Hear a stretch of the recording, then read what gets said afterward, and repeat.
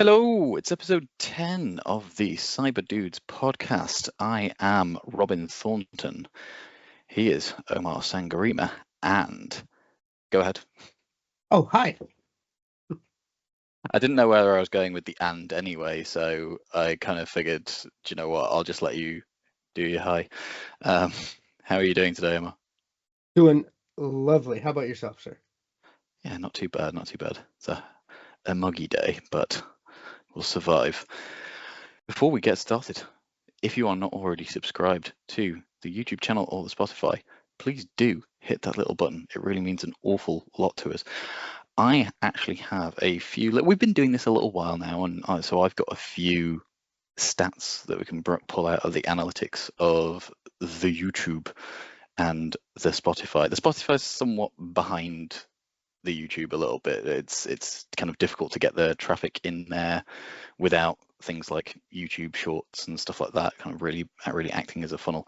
But it's interesting the audience that we have got. I haven't actually shared this with you, so I think you'll like this. Spotify, like I said, it's fairly low on the traffic, but the people that we do have from the US, obviously, but from as far afield as Russia, which is funny because we are not particularly complimentary about that particular nation when it comes to cybersecurity matters, but also Poland and Kenya. Kenya is not what I would have thought. So our Kenyan brethren, we appreciate the support. We really do. Thank you, Kenya, and thank you, Poland. On the YouTube side of things, there's a little bit more of what I'd kind of expect actually. Again, lots of US because we are US based, UK because I'm presuming that's English for one, and then also some of my kind of network is still over there, you know, especially when you post onto your LinkedIn feed and the like. Canada, Australia, again hitting with that English language theme. Germany, Netherlands, India. India, the hotbed of IT activity. That doesn't surprise me at all. Sweden, Norway, South Africa, Denmark, Ireland, Switzerland, and the list goes on. So, you know what? Thank you very much for your patronage, I guess. It's really nice to see that we're hitting so many people from so far afield. And that's just actually the last 28 days. If I go for the last 90, let's see what else we get. It's all round about the same, really. New Zealand as well, Ukraine, which is interesting because that leads into the main feature of today's episode to a degree. So, give you a bit of a sneak peek on that one. We have a colleague of ours joined us in a recording that we made earlier, so you'll see some changes of daytime, nighttime behind me, some changes of clothes, although I think it is still a grey shirt, and a bit of a video change layout or a layout change. But other than that, yeah, we've got our colleague Andy Kuzyszyn. He's an incident responder who works with us at the place we work that we don't disclose for reasons of not wanting to put a target on our back. A very interesting conversation. He's been in the industry about 15 years or so, and didn't take a typical route into cybersecurity, but from what he said, he didn't plan on getting into it from the off. He sort of fell into it a little bit on the basis of, oh, here's what I like whilst I'm going through college, right? It's great hearing his story, and I'm not going to spoil any of it because it's a great listen. But it's always engaging. He's great with our interns. He's great with any folks trying to break in. The patience that he exhibits for new people is really a sight to behold, and it goes to show you there's no one right way to get in. For sure. Yeah. And he's a lovely bloke as well. Sometimes comes across to some people, I think, as maybe a little bit scary. Those people earned quite blunt, quite sarcastic at times. Yeah, but those folks, he's a top guy. Those folks earn it, man. Right? Like if you play right by Andy, Andy's a prince, right? Like and it's funny though, he doesn't want anybody to know that. Right? It's almost like that's true. Yeah, but when you get down to it, he's really, like you said, he's a very lovely person. Anyway, right, what we'll do, as usual, we'll get into the news. The news. It's been, well, okay, so for the past week or so, been an interesting little menagerie of headlines. Our first several of them that we will not dwell on too long. I'm going to just rifle them off quickly because there's just a recurring theme with these. We have had Russian hackers exploit Safari and Chrome flaws in high-profile cyber attack. That's something that comes from the Hacker News. North Korean hackers launch new wave of NPM package attacks from Information Security Magazine, or Info Security Magazine, sorry. Vietnamese human rights group targeted multi-year cyber attack by APT32, Advanced Persistent Threat Group 32. Some of these names really mean not all that much to your Say common the other person. name. Say the other name for APT32 because it sounds so peaceful, but it's a terrible group. The other name, which was the other Ocean name? Lotus. Ocean Lotus. Oh well, yeah, yeah. Well, yeah, but isn't this because of the CrowdStrike's nomenclature, isn't it? Sure. And it's all to do with where the group is from. So I think we said this on a previous one, like the Russians are bears, the Chinese are pandas. So it's still bears, just different kinds of bears. Bears that honestly, without humans, would not exist. Not Pandas? suitable for the wild. Which, interestingly enough, actually comes out to NSFW. Panda NSFW is just not suitable for the wild. I think you stumbled onto something there. We're gonna log that in and we'll use it down the road. I like it. I could put a tag on that, and people would get some really people searching for weird shit would get some unexpected results. Disappointed. Yeah, they'd be really disappointed. It's a panda. Just a Britain and American talking about pandas rather than the strange things they were looking for. Whatever weird stuff you're looking for when you're looking for NSFW panda. I don't know. Gonna move on with that one. What else have we got? Notorious Iranian hackers have been targeting the space industry with a new backdoor, APT33. So just one up from the Ocean Lotus, was it? Next door. Ocean Lotus. From Reuters, we've got Iran-operated fake human resources firm to root out unfriendly spies. That's naughty. That's very Saudi Arabia levels of weeding out your dissidents. Yep. Bleeping Computer. US warns of Iranian hackers escalating influence operations. You're getting a theme here. We've got Iranians. Quite a lot. Iranian group TA453 launches phishing attacks with Blacksmith. Blacksmith, that's not going to mean an awful lot to people. It's basically just a code name for a malware toolkit, it would appear. But again, so insert number here, also known as Charming Kitten. So the Iranians, for some reason, are kittens. Cute and fluffy. That different nomenclature being the TA thing is what Proofpoint calls everything. Mm-hmm. And finally, we've got Meta exposes Iranian hacker group targeting global political figures on WhatsApp. So the theme here, fundamentally, it's all the APTs, is the Advanced Persistent Threat Groups, otherwise known as the state-sponsored guys who go screwing around in everybody else's business. They are well organized, they are well financed, they are well backed, but their existence is plausibly denied. It's a bit Mission Impossible. The director will disavow all knowledge of your actions.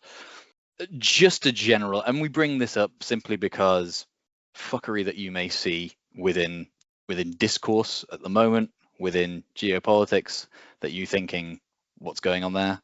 There's an awful lot of large states who are not friendly with one another, screwing around in the background, all trying to just irritate each other, really, and sow discontent. My main takeaway is that the enemy is organized, well-funded, and quite motivated. That overall, regardless of where the APT calls home, of who's their ally today and their target tomorrow, everyone spies on everyone else. And this is just another theater for that sort of activity. Yeah, there's definitely no illusions about the fact that Five Eyes also does that as well. US, Canada, UK, Australia, New Zealand. Thanks for the support, by the way. That's not lost on me. When you started naming those countries of people that Yeah. listen to the podcast, I was like, oh, the Five Eyes. Cool. Thanks, Well, guys. yeah, we haven't got the Five Eyes. Yeah, that's a good Yeah. point. Yeah, maybe we've got intelligence agency directors listening. I doubt it. Yeah. Yeah.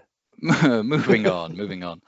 We're getting into voting season, right? And something here, piece from Krebs, our main man Brian Krebs on security, showing that multiple media reports this week have been warning Americans to be on guard against new phishing scams that arrive via text message.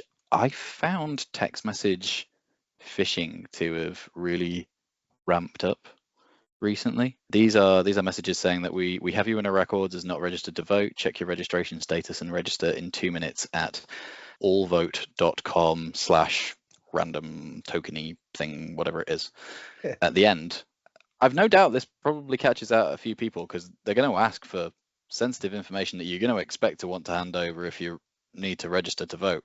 I think somebody could have crafted this a little bit better.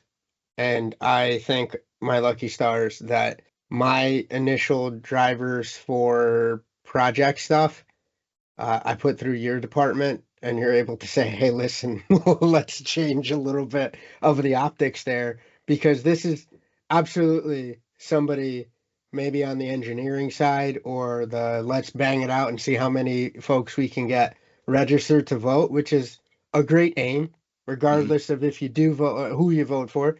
Please vote. That's my main takeaway there. But somebody should have put this through a couple more iterations with maybe awareness and training expertise, such as yourself, to maybe give it the sniff test before it went out, because I wouldn't respond to this. No, and that's the key thing, because this actually wasn't a scam, This is legit. was it? That's what's really sad. Yeah. Yeah. So the thing that's funny about here, because I mean, Krebs goes through, raising the red flags piece. So they looked at whether the domain was legitimate by visiting the URL and then looking into how long it has been around. It was only registered on July 10th, 2024. So that's number one red flag, because it's a short-lived domain. That means that it's only really recently been set up. Going further through, you can check your voter status, or it says it on this thing. You can check your voter status at a site called votewin.org, which was registered on July 9th, 2024, right? And there's not an awful lot of information about who actually runs that website. So that's red flag number 2, because it just goes to a generic contact page, which again is going to be asking for more information. And then that VoteWin is asking, like I said, it's asking for people to supply their name, their address, their email address, date of birth, phone number, all that sort of stuff that people, fishers, are going to want. That's red flag number 3. So yeah, but as it turns out, this was legit. This reminds me of a little while back. I think it was Sky, the satellite TV broadcaster in the UK, sent out quite a broad message that really looked like phishing. There's a few of my colleagues back when I worked in the UK picked it up, and there was one guy who was particularly sort of sarcastic and cynical about things. He got it, and he just showed it to me. He just went, "What is this?" Yeah, you couldn't, if you wanted to try harder to get something that was legit but looked scammy, you kind of couldn't. Just really needs, again, a couple of different eyes on there. I love the little bit at the end of the article where, hey, this wasn't malicious, but it was still incompetent. I think that was a nice round of cherry topper on the story itself. This really looked fugazi. I wouldn't click on it. Even the ones I've been getting recently look a little less scammy, and I still do the same thing. I go separately to where it purports to lead me and then try to check out the veracity that way. Yeah. Well, one of the key things here as well is that it's unsolicited. It's unsolicited. So, and that's typically one of your, your first red flags that goes along, is like, hey, I didn't ask for this. I don't know anything about it. Okay, moving on. We've got more text-based stuff. This time it actually is malicious. These text scams about fake bills for highway tolls apparently now have been moving into new states. So originally, I think there was South Carolina, there was New Jersey, I think maybe Oregon, had a few of them as well. They appear now to be spreading across Illinois, Florida, North Carolina, and Washington State. Millions of Americans sign up for their respective state electronic toll collection system, which texts you when you've got unpaid charges to cover.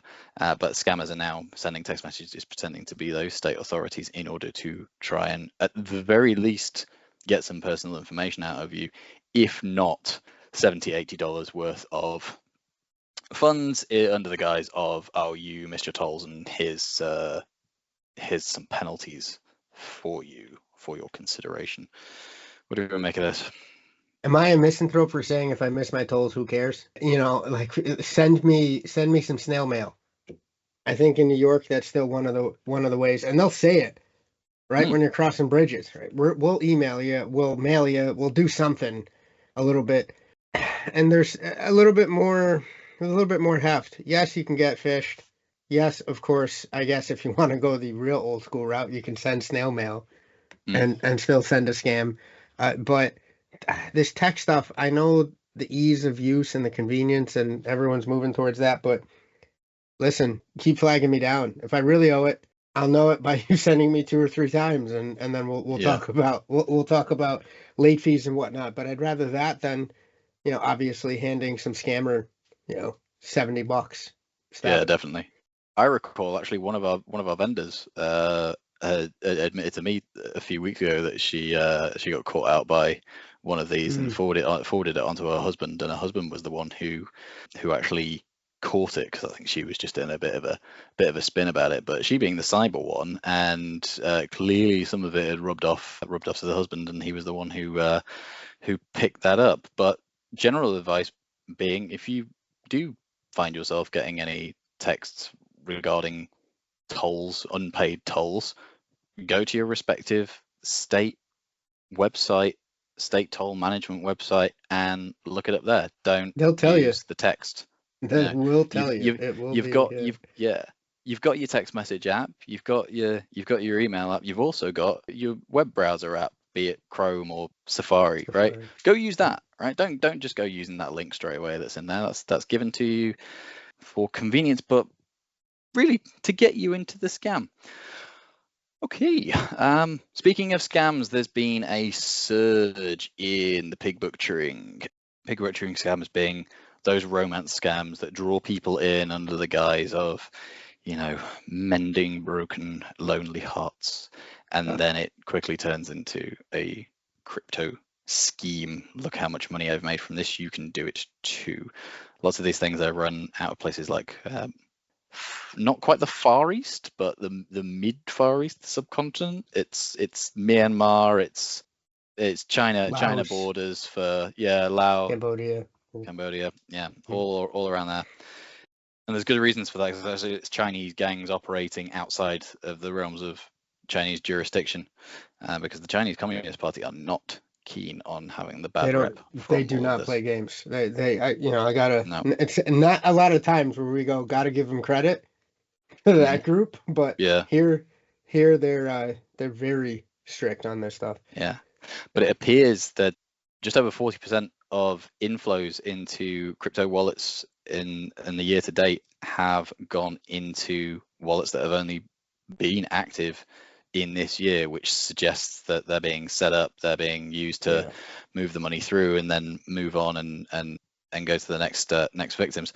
The average number of days, though, that these scams are active is actually decreasing. So these scammers are going through a much quicker turnover cycle. They're going for lower amounts to try and in higher volume. Hypothesis is, in order to evade detection, the longer you keep one of these scams going, the longer it is that the more likely it is that you're going to be found out. Not least because authorities do let themselves be baited into these kinds of things under the guise of finding out where they're originating from.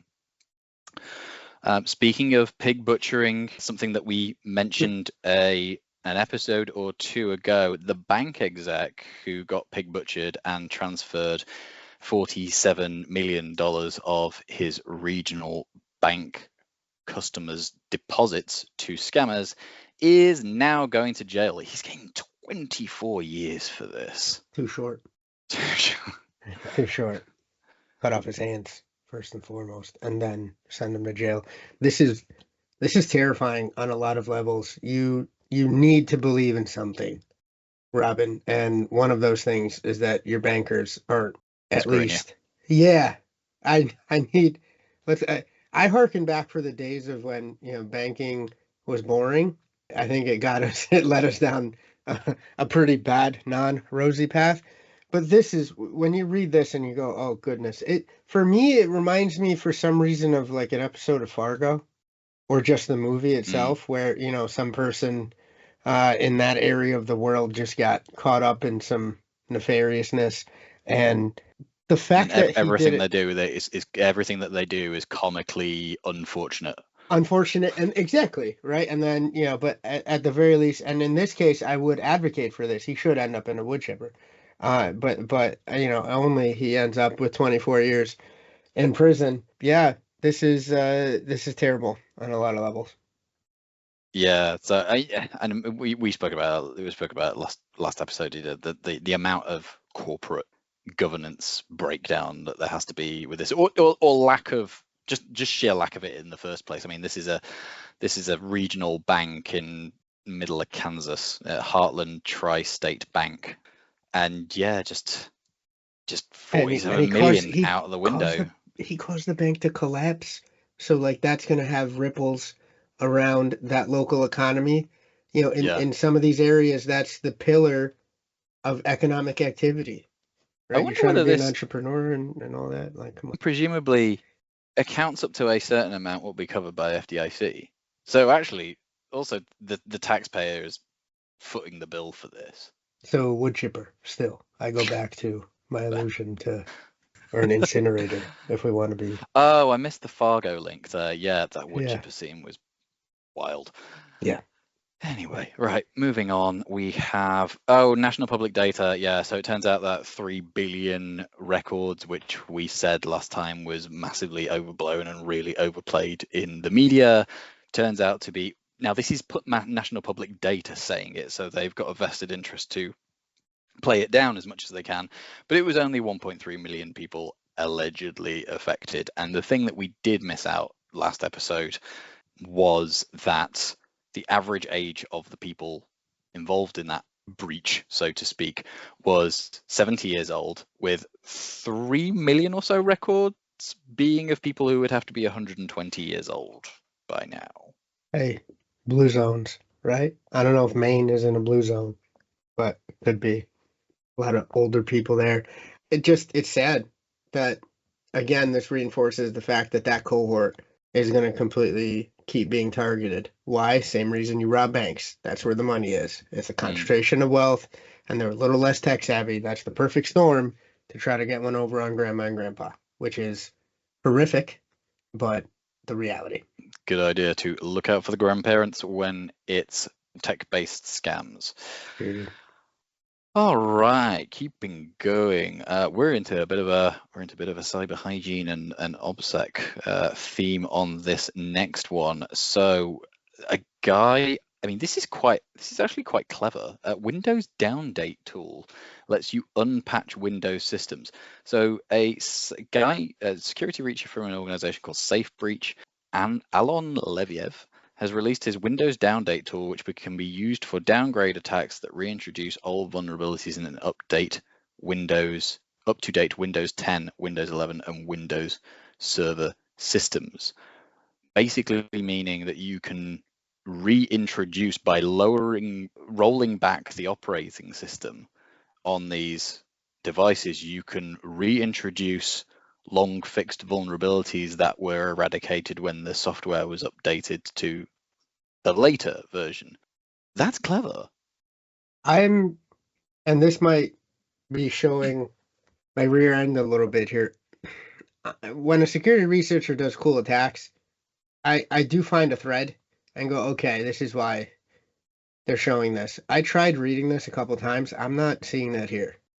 Like I get that you can do it. It's cool. Also, the undetectability, I guess, maybe is the thing of he wants to put it out there. They want to put it out there and have it. But it made me die inside because a lot of the things that you and I both preach on cyber hygiene is keep your stuff patched. Well, the hell good is that for if somebody can just go and unpatch it? I mean, maybe it speaks to another aspect of hygiene where visibility into your systems Yeah, is key, because if you start seeing stuff, hey, wait a second, we just all moved to Windows 11, and then you see a hmm raft of yeah. 10s show up, that could be something, but I don't know.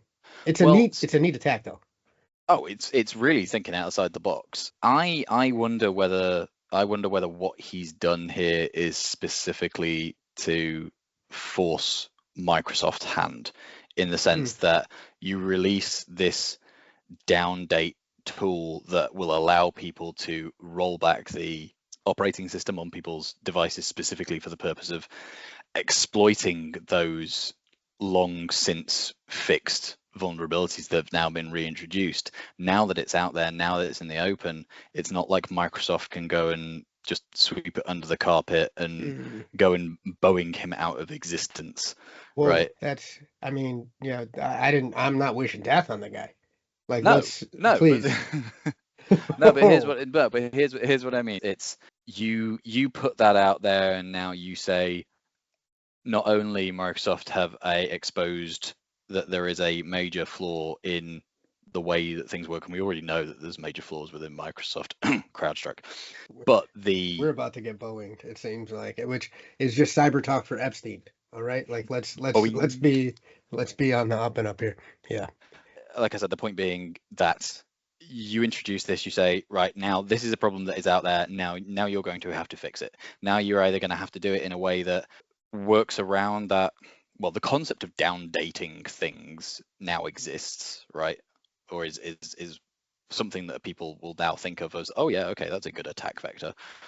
So you're either going to have to do something in such a way, or Microsoft is going to have to do something in such a way where it says down dating is going to be made significantly more difficult in general.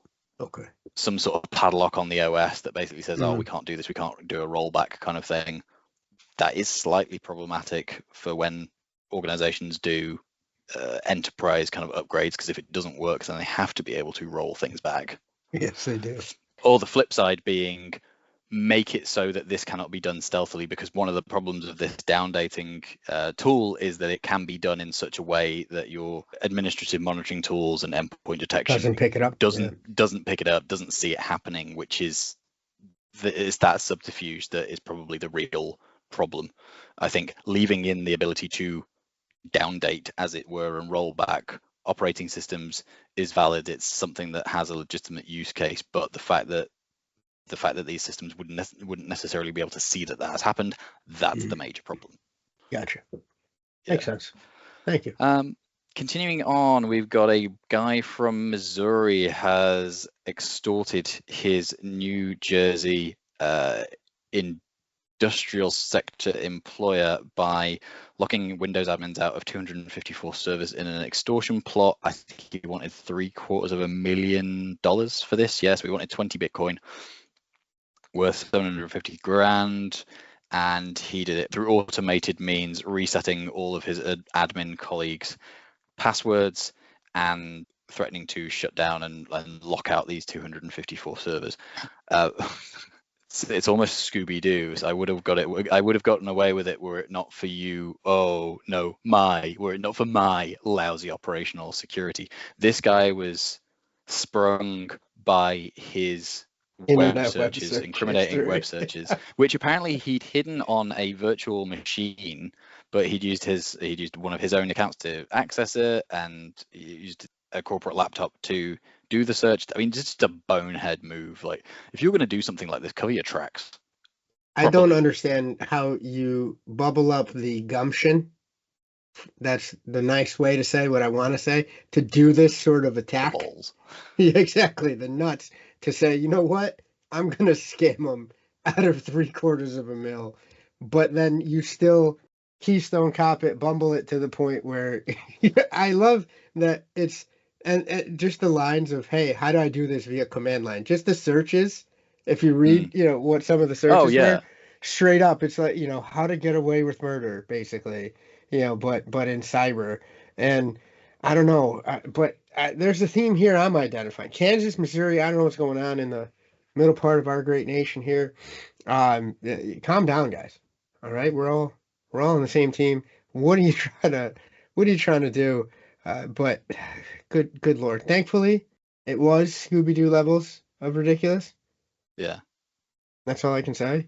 This bonehead mistake of not covering one's tracks, which incidentally is actually the way that most hackers end up getting caught, which is why the really, really good guys are they're difficult to catch. They are very, very skittish and no nonsense, because if you're a greenhorn kind of hacker and working with them, the moment that they get a whiff that you are not careful about what you do, they'll cut you loose, and yeah, you'll be gone. So these guys are very, very cautious, or the guys who don't get caught are extremely cautious. This dude is getting 35 years in the slammer.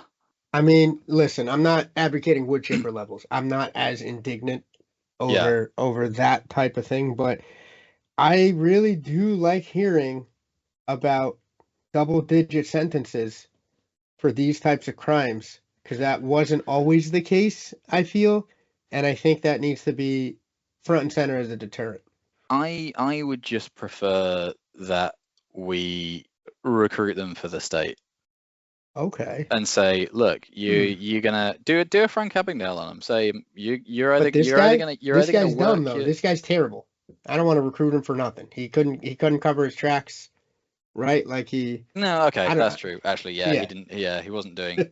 Yeah, he wasn't doing much that good. But in the broader sense, like actually competent cyber criminals, the ones who are genuinely really good, Frank Abagnale them. Catch me if you can. Like, say you're gonna serve out the rest of your sentence working for the federal government. Little white collar, kicking it. Yeah, why not? Yeah, for sure. Finishing out, we've got. We're going quite long on the news here. I might have to snip a few bits out.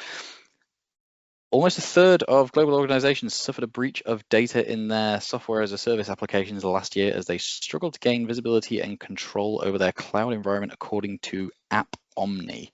So this is a third of organizations suffering software as a service data breaches. Oh my. This just goes to show you we still haven't figured out this shared responsibility thing. It's only been around for 20 years, but it still confounds folks. Configurations still confound folks. Listen, I'm not, and I should not be, nor shall I ever be, anyone's yardstick for technical excellence. But I remember sitting up, trying to play around in my own AWS environment and getting surprised by a $400 bill at the end of the month because I left the oven on, essentially, right? I left the EC2 running, I left some Route 53 going, and then I was like, good grief, yeah. Rookie moves, right?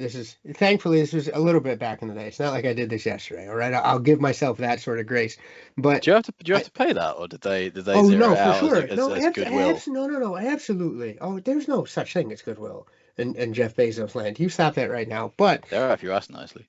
Well, maybe I'm just not as, I'm not as a little rougher around the edges than you are, Robin. I'll say that. I think it's apparent. But $400, and my point with that is it was a misconfiguration issue, or I couldn't parse exactly the steps that I needed to do. The documentation is vast for all of these providers, but it's my contention that it's Byzantine on purpose.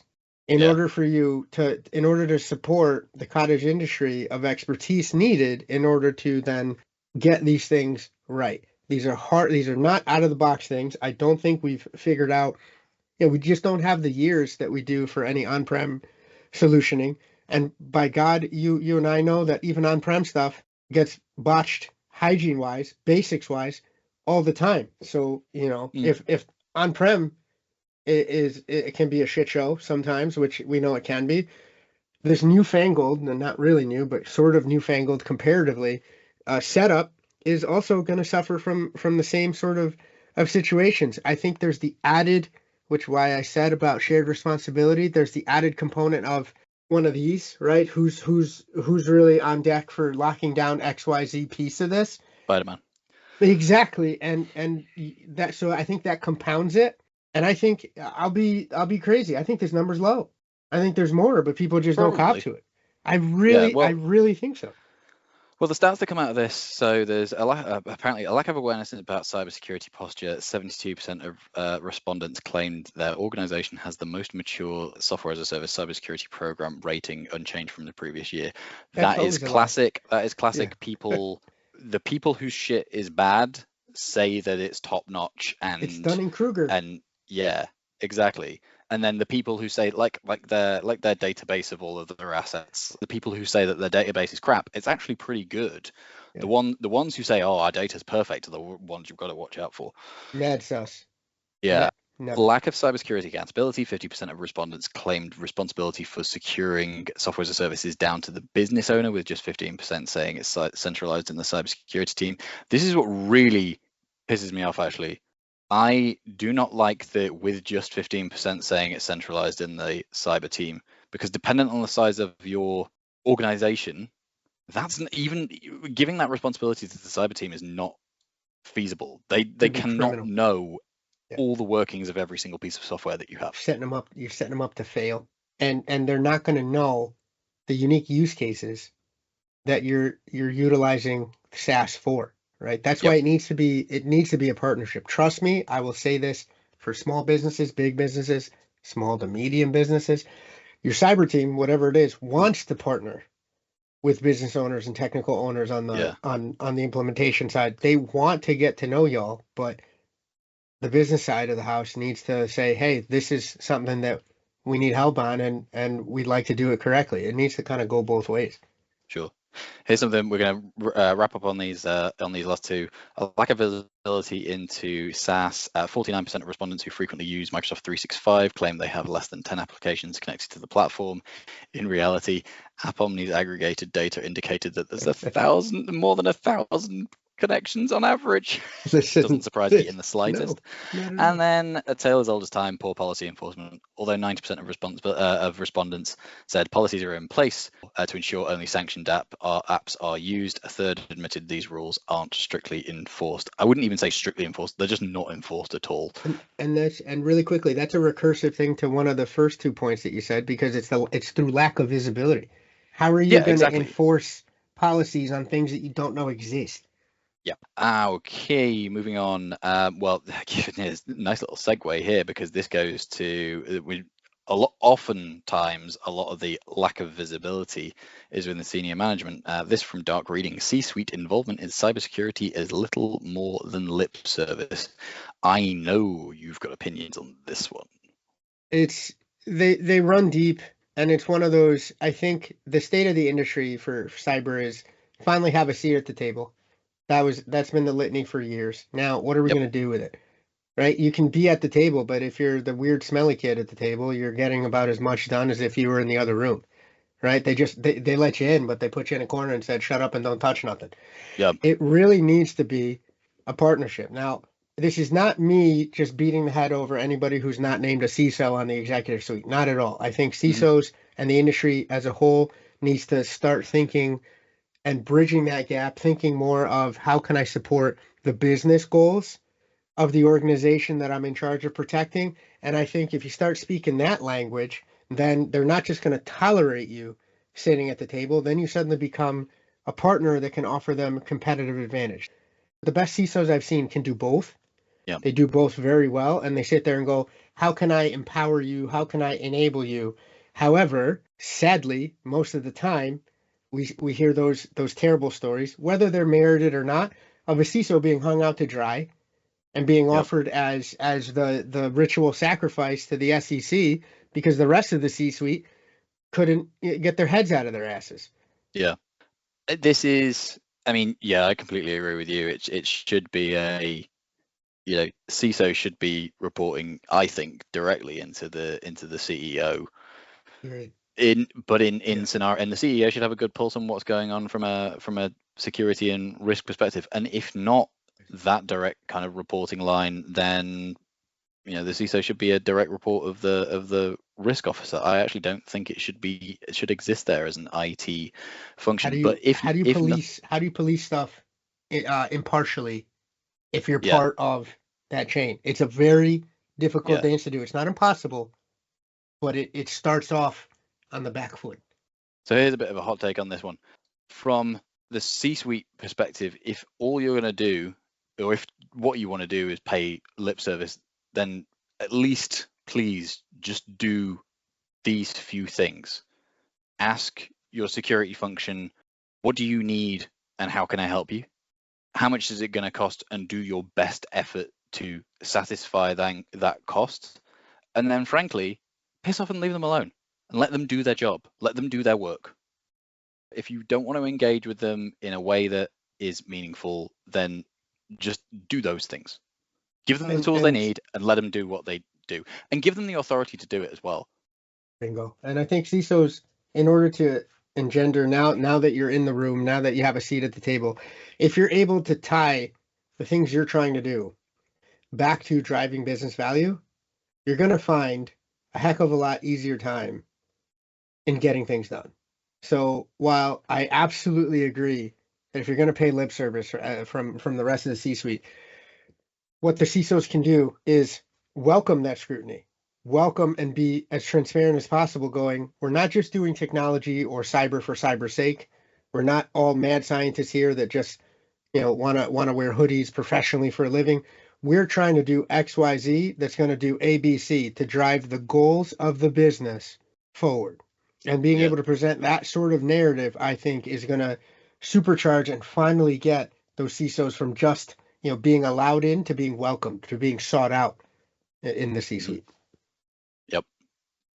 Penultimate one, McDonald's Instagram page is hacked in $700,000 fake crypto scheme. I think this is one that, to me, shows if you're a small business owner and your marketing and brand awareness primarily relies on social media, if McDonald's can get pwned essentially by this kind of thing, if McDonald's can get tripped up and have their Instagram account hacked, then you definitely can. You're probably not as visible as a target, but you don't need to be. The key, I would say, one of the key ones here is every business, no matter the size, needs to make sure that they have their social media access locked down. My key takeaway is Wendy's would never. All right, their social media team is amazing. They were the ones that started the snarky nonsense a little bit pre-COVID. I love the absolutely blistering takes that some of those social media folks came up with. But back to the story, you are such a big brand, so you're going to be a target.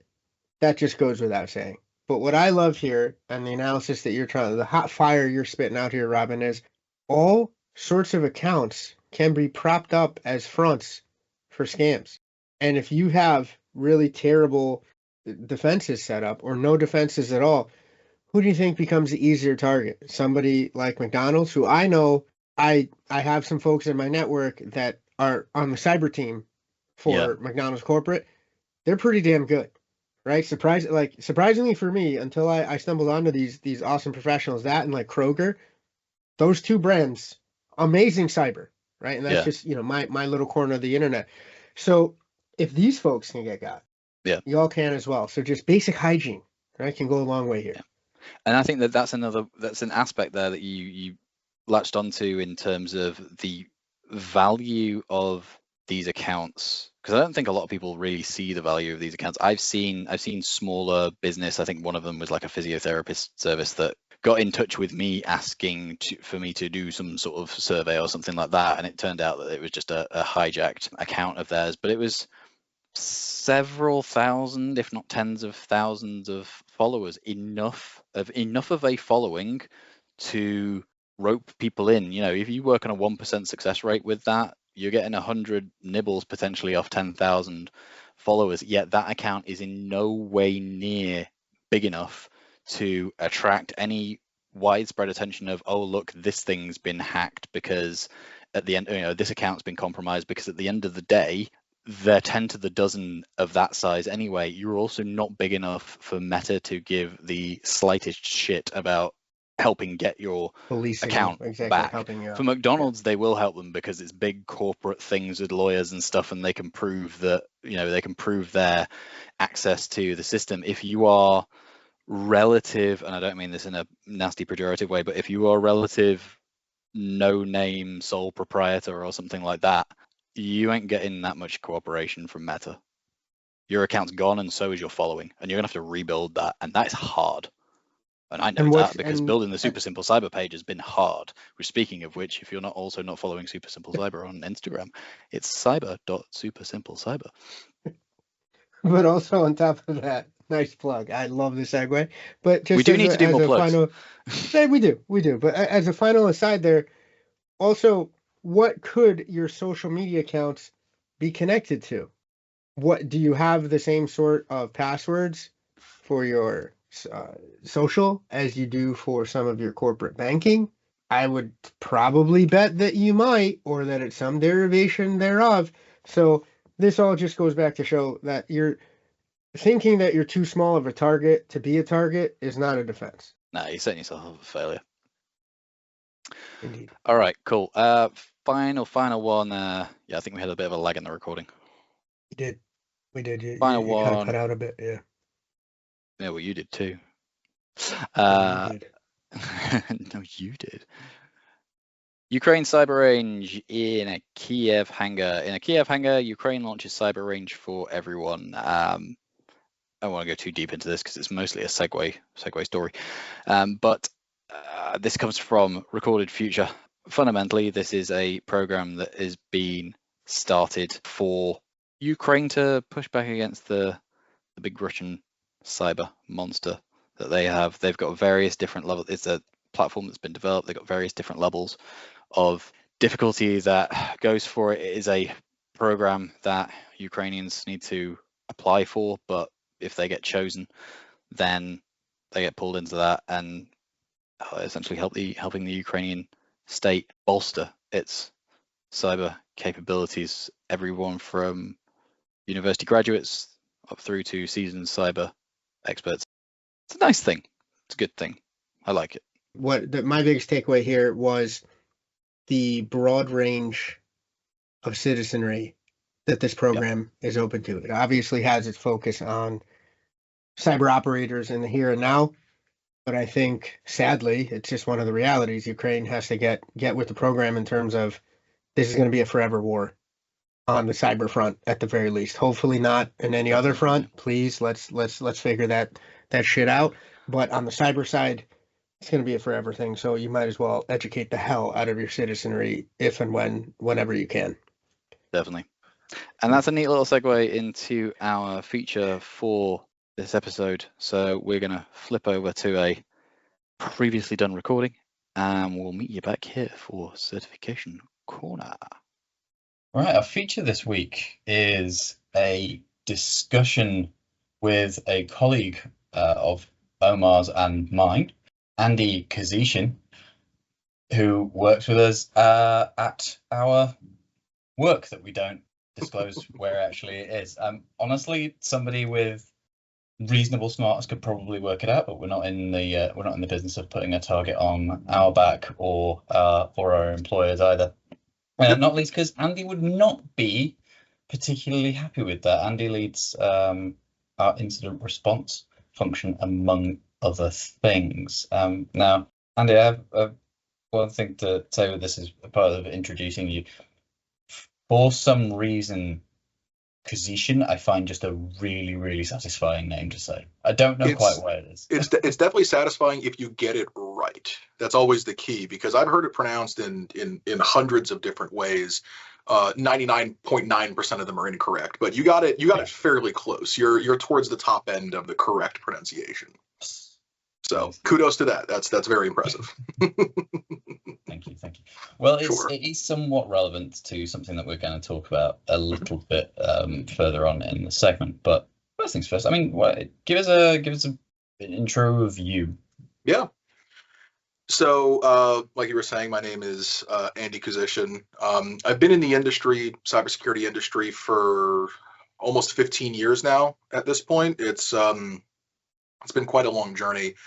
I've been working at the same place for pretty much all of those 15 years. And I've had a lot of experience and a lot of time in that role and in that position, going from a slightly more technical role as an analyst or as an engineer, all the way up through some of the mid to upper level management within the information security industry. So given that, part of what we've been doing is building and growing the cybersecurity program here, and that is kind of given me a lot of experience with pretty much every facet of cybersecurity. I'm not an expert. I wouldn't consider myself an expert in most of it. I would consider it, I have my own specialties that I enjoy more so than not. Like you had mentioned, incident response and digital forensics is one of those. Penetration testing and red teaming is another. But things like the legal side, the people side, I'm not as well versed. I'm not a people person like some other people that we work with. But I've been doing it for about 15 years. Started off as I said, an intern and an analyst coming fresh out of college. And back then there wasn't much of a cybersecurity program. Do we talk about the industry that we're in? That's one question. Do we know, is the industry fair game? Fair game? Yeah. So the healthcare industry in general is relatively young when it comes to cybersecurity. And I got into that years ago, and it was still very new. So ever since I started, the team was only about 5 people large. It was a very small team. We've grown significantly since then, and really the thing that I've really enjoyed about it is that the growth of the team, as it were. So kind of rambling a little bit, I apologize, but kind of getting back to the point, I got into the field right out of college.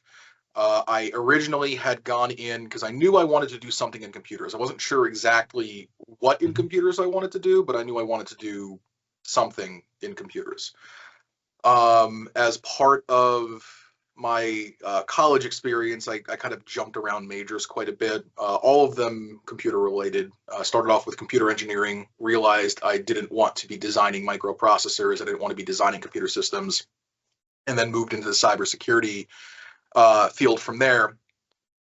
Realized, and I can opine on this a little bit more later, that there's a major problem with cybersecurity education or degrees around cybersecurity in the industry. That still persists today, in that cybersecurity tends to focus in on a lot of the more theoretical and mathematical concepts. It's built by academics. It's not built by individuals who are versed in how cybersecurity is actually implemented in the real world. So I eventually realized, hey, this high-level math's not for me, and then I went straight into computer science, but realized that, well, this hacking stuff's pretty cool, so we're gonna go ahead and focus in on that. So I focused a lot of my courses around things that I knew would be useful in an enterprise computing environment: databases, web application development in general, and kind of built my skill set from there. And then I lucked into the job that I currently have. Okay. Yeah. The looking into it, I mean, I think it feels like these days there's significantly more luck required in doing it, because, I mean, you said you fresh out of college into the job that you're in now, and that's something that is tough. Yeah, it's tough these days because everybody wants the finished article. That, it's entry-level positions with 3 to 5 years worth of experience. Like, hello, dickhead, that's not entry level. That's exactly right. And especially in something like cybersecurity, which always was traditionally a specialist role. It was always something that you don't go entry level into cybersecurity.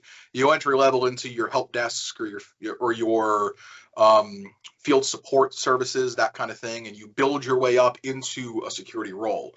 That is, I don't think it's the case as much anymore, but it is definitely still something where cybersecurity is still just kind of like this piece that's tacked onto generalized IT, which is a good thing insofar as it provides a pretty good ramp up for and a pretty good base of knowledge for the individuals trying to get into it. But it's a bad thing because it's very unattainable, because you have to do something that you don't like for 3 to 5 years while you gather some experience in your own time to then get into a cybersecurity career. So there's not a really good smooth ramp into the industry right now. Yeah, it's a weird one because in order to secure the stuff, you have to know how at least some of the stuff works. Yeah, and that's again, I was going to get into this, but like the gripes that I have with the education system around cybersecurity is exactly that. It's when I was taking my coursework in cybersecurity, when I was doing the cybersecurity degree, mind you, again, this was 15 years ago, so things may have changed. I'm on the board for my old school for the computer science and cybersecurity program. I haven't changed all that much. Yeah. So I have a little bit of insider knowledge there, but when it comes down to it, back then, cybersecurity was pretty much computer science with some specialty courses. So you were still doing the computer science capstone courses. You were still doing all your programming courses. They basically just told you specifically which electives to take. And those electives, in a lot of cases, would not prepare you at all for work in an enterprise cybersecurity environment. Academia, yeah, absolutely. Your discrete mathematics for cybersecurity, understanding exactly how cryptography works and why it works and the math behind it, that's absolutely great if you're looking to get into academic cybersecurity. It's completely fucking useless if you're looking to get into the industry. Yeah. Nobody has asked me about elliptic curve cryptography and how it works from a mathematical perspective in the last 15 years, which is good because I failed that course anyway. So.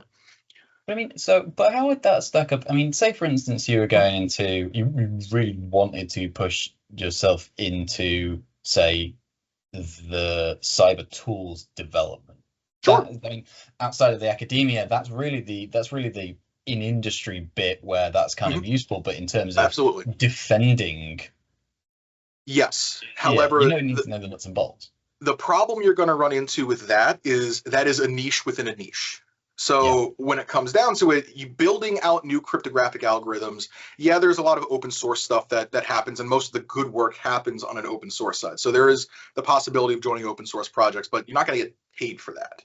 So generally speaking, if you're looking for a career in it, you're going to be working for one of the larger tech development teams and firms. Think your NVIDIAs, your Ciscos, your Microsofts, your Apples, etc., building out some of their in-house bespoke cryptographic or encryption solutions.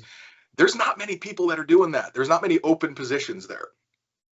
So getting there kind of compounds the problem we were talking about before, where there is no entry level into that. Your entry level is very much a case of most of the people that are working on that are, have multiple PhDs in mathematics, as an example. They're not like somebody they just hired straight out of college. So it's a leap. High barriers to entry, and you're really waiting very for high the barriers to move out. I think sports journalism had that same sort of problem for like the longest time, and that's why something like The Athletic came about. I mean, they eventually got bought by the New York Times, but they basically were saying like there is so many people who just refuse to retire. We cannot get into it, and they hold all the cards. Yep, absolutely, and that's why when it comes down to it, like when I'm hiring somebody new, because I've done a lot of hiring, I look at the whole person as opposed to just what degree they have. I don't care if you have a cybersecurity degree. I've hired people that haven't even gone to college. My hierarchy tends to go, what kind of experience do you have? I'd rather have somebody who has spent the last couple years building out a home lab and performing penetration tests on their own and kind of building out their own, because that means they're passionate about the actual tool set. They know what they're doing. They don't have the formal training of a degree, and that comes with its own problems. Don't get me wrong. There is, there could be communication related issues. There could be issues around writing out reports, as an example. There is some knowledge that's necessary on the enterprise level. But if we're talking just somebody who's a pure pen tester or even a pure incident responder, somebody who's been doing this stuff on their own is very attractive, and it's very much so something. And this is where the industry hasn't necessarily caught up yet. Everybody's still looking for, all right, where's your CISSP? Where's your degree in computer science or cybersecurity? Where's your OSCP or whatever it happens to be? They're important. Certificates are important. They do provide some qualifications or a base level understanding of certain technology and a certain level of experience, not experience, but a certain base level of knowledge is really what it goes down to. But there's a lot of certificate mills out there. I know the what's it called, the Security Plus has had a lot of problems with this, of people just getting. Listen, universities have that problem too, with people just getting rubber stamped degrees. Yep. So I'd rather see and hear somebody who is genuinely passionate about a particular topic talk through how they built their home lab, rather than hearing about somebody's degree. So that's what I wanted to kind of follow up on, Andy, in terms of then how it's the seeing and the hearing, right? Because there's mentees I have, and this is one of those.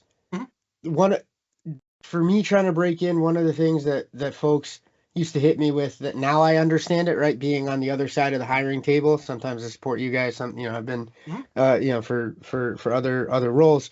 It's, where'd you get your news, right? Like, kind of tell me. So is it similar where, like, the walkthrough of that environment of the home lab, or is there like a format that you'd want to be able to see it? Do they have to have links on their resume maybe to kind of show you here's? Yeah, those are all helpful. I mean, send me to a GitHub page to show that you've done some code and some work around that. That's fine.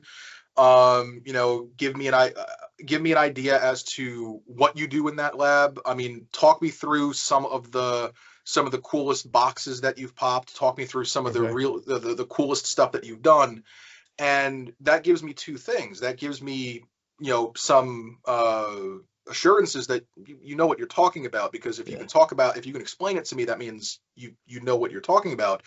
And it also gives me a understanding of how you are with communicating certain topics, and that communication and it gives you an understanding into your thought process behind how you would go about doing a scan for potential vulnerabilities, or how would you go about doing an analysis of a box to see if there's any kind of attacker activity. The thought process there is super important. Absolutely makes sense. And that's one of those things that I think are right, because it's almost like when the internet decides to get bored, right? Or infosec, whatever, infosec Twitter, infosec LinkedIn, whatever. It's certs or degrees, degrees, and it's just, wait a second, like XP, I think rules them all. So I'm glad to know I'm not off. Yeah. So, and that's kind of like, kind of on that topic, just kind of moving around that. So, cybersecurity, at least in the last little bit, has been a lot of buzzwords. IT in general tends to be buzzwords. You got, 15 years ago, you had, the move to, SaaS hosted solution. SaaS was the big buzzword. Now it's cloud. Now it's machine learning. Now it's AI. There's always going to be some level of buzzwords, but cybersecurity doubly so always tends to be, everybody's looking for that silver bullet, because nobody wants to invest in cybersecurity. But, when it comes down to it, nobody wants to be the subject of an attack. So there's a lot of stuff out there that is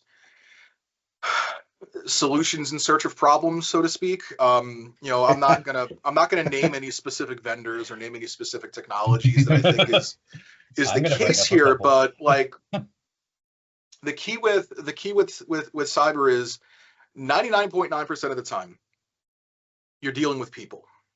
At its core, the majority of problems in cyber comes from some person causing an issue at its very core. Even if you're dealing with a zero-day vulnerability, something that can't be patched, nobody is aware of, somebody coded that vulnerability. So there's a gap of knowledge of some kind in secure coding, or a gap of knowledge in selection when it comes to an open source code base to use, or there's some level of there's some human interaction. In the end, it always comes down to a human.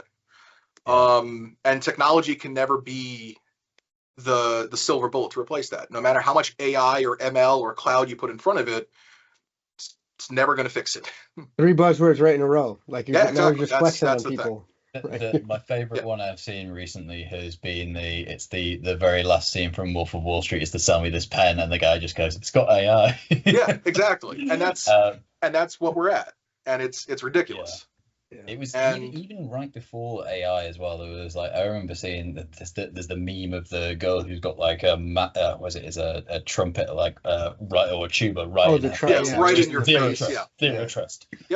That's And that's that's what you were exactly planning right. for. Yeah. Yeah. It's everybody thinks that there is some kind of silver bullet to protect them, and I'm Yeah. not saying everybody. You know, there's it's boards. Let's be honest. It's boards of directors. It's CEOs. It's the Right. it's the people who don't understand the technology that think there is some kind of silver bullet that can solve this. But Right. in reality, the base level technologies that we've got have gotten so good that, you know, we've been living in an era where we've seen the evolution of commercial technologies that don't need to exist. So, you know, primary example, and this is more for home users than it is for enterprise users.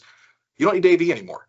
There's no reason to run Norton, McAfee, Kaspersky. Don't run Kaspersky. Just don't. Please don't. No. Just Well, we'll get on to that. I said I wasn't going to call out vendors, but I'll call them out. That's a safe call out. I think the Safe State bet. Department would But back you on that. probably, yeah. But from what I'm basically saying is, like, we've seen that evolution of technology to where the base level of a lot of our tech is fairly secure. You know, obviously you're always going to have 0 days, you're always going to have problems, and as things become more connected, as things become more complicated, those problems will start compounding. But a lot of the stuff that we relied on, like, again, 15 years ago, if you didn't have AV on every single computer you had, you were screwed. There was nothing you can do. And then attackers evolved to the point where they can bypass AV. Sorry, Robin, go on. No, I was gonna say, and everybody hated that time of year when it was renew your McAfee, because it was like, oh, there's another $70-$80 that Exactly. like actually or more. I'm never really gonna see the payoff from, because it's one of those, it's Futurama. When you've done things right, people won't be sure you've done anything at all, because it's the preventative nature of it. You only really notice when there's an absence of it, but you always resented paying that $70-$80 per year for that. Yeah, and 90% of the time when it comes down to it, safe browsing habits, safe habits when it comes to interacting with technology, that'll save you 90% of the time. Yeah, you're always going to have a drive-by download. You're always going to have 0-day vulnerabilities in applications that could potentially impact you. But for the personal user, when it comes down to it, safe browsing habits, Windows Defender, and just really kind of being suspicious always online. Don't assume that anybody on the internet's your friend, and you'll be safe from 99% of attacks. You know, even some of the worst malware I've seen is not going to get through most of those layers. Some of the worst malware I've seen. I was going to say, what is the gnarliest piece that you've seen? The worst one that I've seen, this goes back, it was Configure. So, you know, you're not the most, and this is something I've seen in my professional life, because there's obviously dramatically worse, like NotPetya or anything that specifically bricks devices is leaps and bounds worse than something like Configure, which is mostly just a mild annoyance.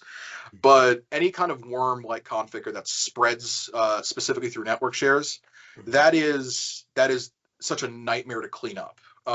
We're still, you know, to this day, and that Configure attack was 13 years ago. You have backups, cold storage backups of network shares.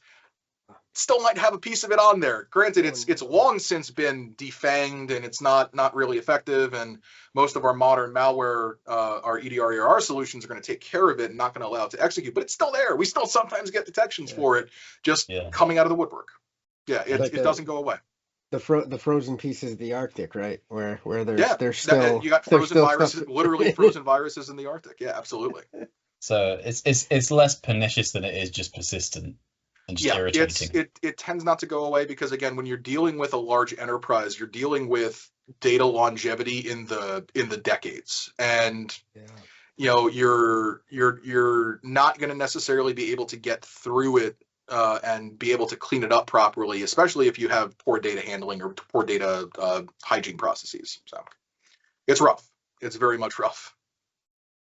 And I only anticipate it's going to get worse. The movement that we're seeing in the industry, again, moving to the cloud, and the advancement of some of these technologies, like, again, AI is going to be the example I'm going to bring up in this particular case. Is within 24 hours of ChatGPT becoming a mainstream name, we already had people asking, hey, how do I use this for sensitive information? We don't have AI experts. Well, we have people that are more versed in AI now, but back then we didn't know what AI was. But hey, there's certs, Andy. There's certs people can get that tell them so it's certified. It's funny you mentioned that because the certs in that particular case, if you're dealing with a new technology and there is a certification of some kind available on it, I don't give a shit about the certification. Like I could care less if you earn the cert, but taking the class and learning about it is actually super useful. So we've put some of our team through coursework around AI, around ML, around cloud, around everything throughout the course of the time that I've had here, and it's been super helpful to kind of get them up to speed, at least at a high level. Are they going to be experts? No. I don't expect them to be experts. The kind of thing about security is you need to be able to be a jack of all trades, master of none. You have to, and especially in the company we work for, where we use everything, every kind of possible technology. I've done pen tests on medication dispensing cash registers. I've done pen tests on virtual koi ponds. I've done pen tests on it. Long story. That one got me. I haven't heard about the virtual koi pond. The dispenser I heard about prior. That was medical devices, computers, SaaS applications, cloud applications, AI models. Name it. We've done some level of testing on it. We're not experts on any of it, but we know enough to break it in a lot of cases. I guess so if you know how to break it, you're forced to be in a position where you need to know how to fix it, don't you? Well, that's the nice part about doing the pen test is we get to provide them with the results of said pen test, and they get to go to their vendor to try to figure out how they can fix it.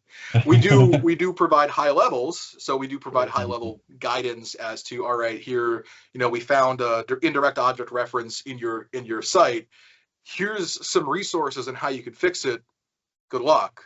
We'll come back to us when you've got it done, and we'll help you validate that it's fixed. And that's one area that still needs a lot of help. And that's going to be around secure development knowledge and training developers on security. It's not done well right now. It hasn't been done well for the last 20 years.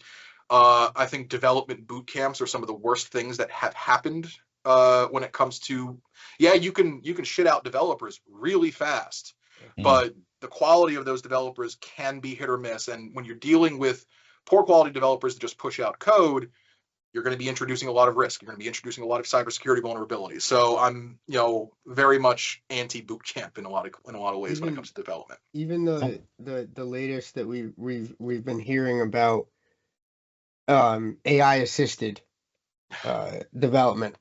One of the things that's a caveat, right? An admitted caveat, because I think lately the most recent one was Jassy over at AWS. At the new, he goes, oh, this saves us 4,500 developer years in the last year of whatever. But one of the caveats, even in like the hype piece that it was admittedly a hype piece, was, it helps you push out code, but there's still some, you don't know if it's secure code.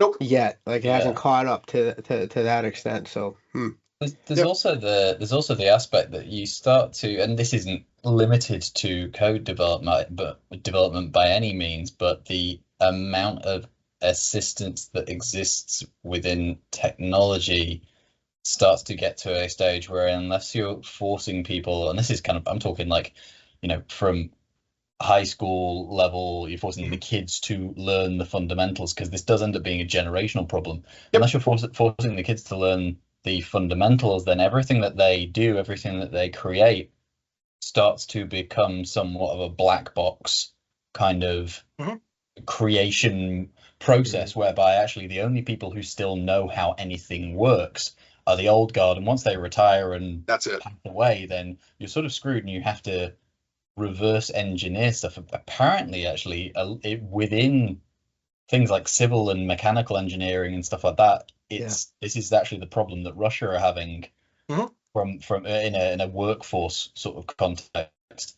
Just the one problem they're having. Well, and they're sending a bunch of their young people over too. I was gonna say, like, that's a generational issue to talk about too. Like, it's apparently it does sort of come into kind of military engineering context as well. It's about, you know, building the bridges to maintain your supply routes and that sort of stuff.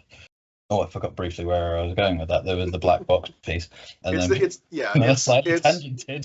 like lost knowledge. Like there's the entire concept of we don't know how Rome made concrete or the concrete that Rome made. We don't know how Greek fire was originally created. Like we can't recreate those recipes because they're gone. Nobody knows how to do those. That's a very real thing that we're happening, and we're watching that happen in real time. Very much so.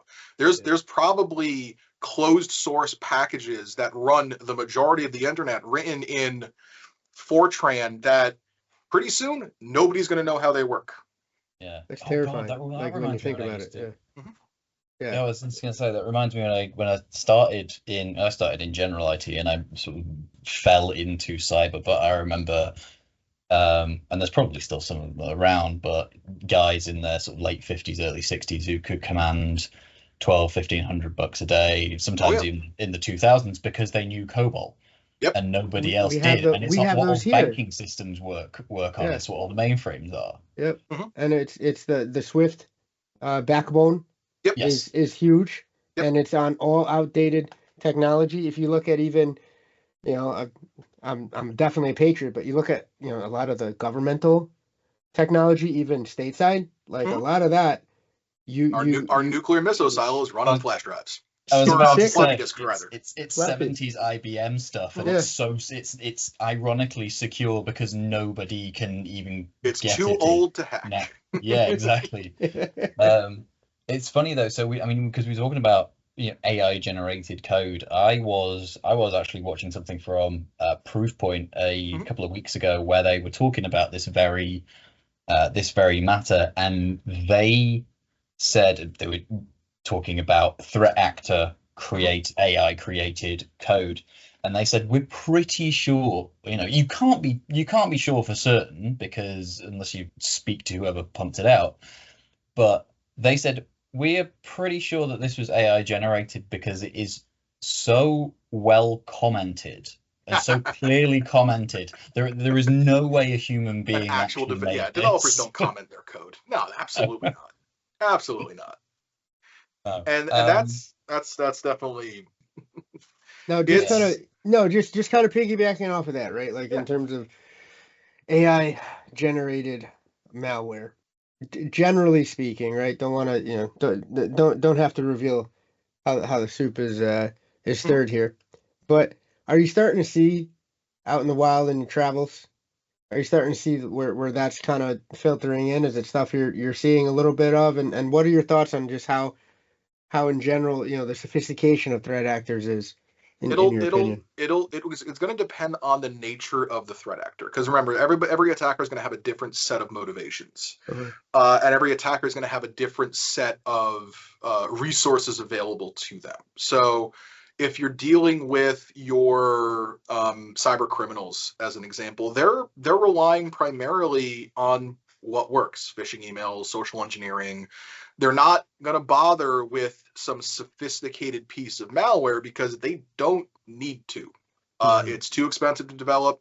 What they have works, and that's going to continue to be the case. Now, if that were to stop working, I would start worrying. But where we are going to start seeing a lot of very sophisticated attacks and very sophisticated malware is probably around the cyber warfare front, because that is definitely the next phase in cybersecurity. It's stuff that's until relatively recently been fairly theoretical, but you know, even when we're dealing with, hell, NotPetya was an example of some very sophisticated directed cyber warfare. It's one of the first instances of cyber attack, going back to the Iranian centrifuges Stuxnet. Yeah. Stuxnet. Right? The Stuxnet virus. Yeah. That is cyber warfare.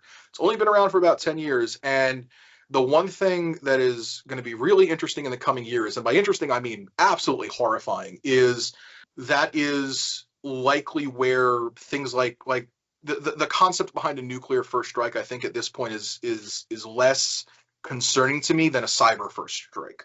Nuclear first strike warrants nuclear response. We've been dealing with something like that for 40, 50, 60, 70 years now. Right. Duck and cover, all that.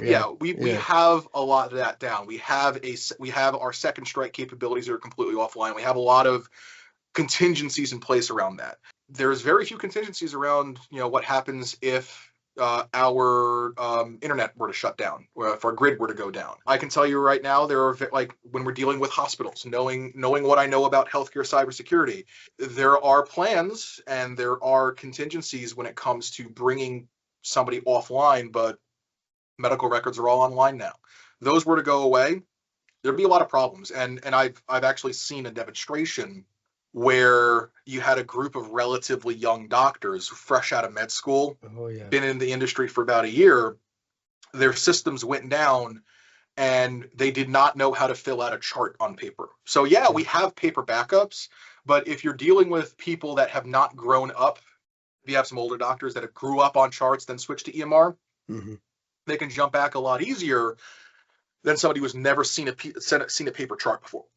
Yeah. So it is something that kind of worries me, because whenever I've had these sorts of conversations, and I'm not saying that this is in any way specific to where we work, this is most certainly industry wide, but you get senior people that you're talking to, and it's a matter of their age will be at a point where they're probably, at very worst, they were on the tail edge, the modern edge of having to use paper, and then it was very much the digital age for them, but they're familiar with it.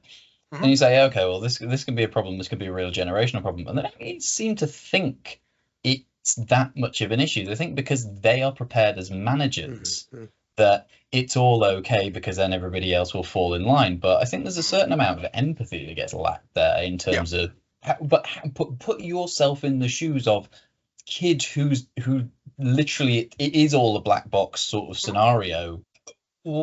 How would you feel?